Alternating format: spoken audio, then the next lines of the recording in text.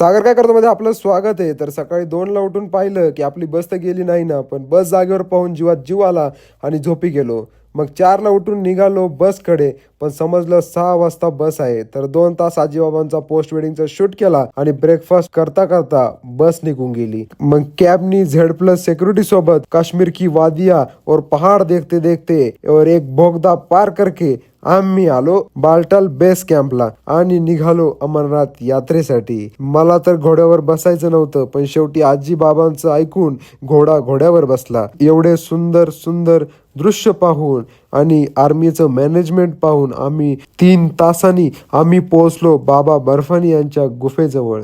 मग आम्ही मोबाईल लॉकरमध्ये जमा केला आणि दर्शन घेतले. अगर किसी चीज को दिल से चाहो तो पूरी कायनात उसे तुमसे मिलाने की कोशिश में लग जाती है. पाऊस वाढत होता आणि त्यासोबत थंडी देखील वाढत होती. मग रात्री 6 वाजता आम्ही परतीच्या प्रवासाला सुरुवात केली. काश्मीरी कावाचा आनंद घेतला आणि रात्री 10 वाजता बेस कॅम्पला पोहोचलो. जेवण करून स्टे लोकेशनला आराम केला. जय बाबा बर्फानी.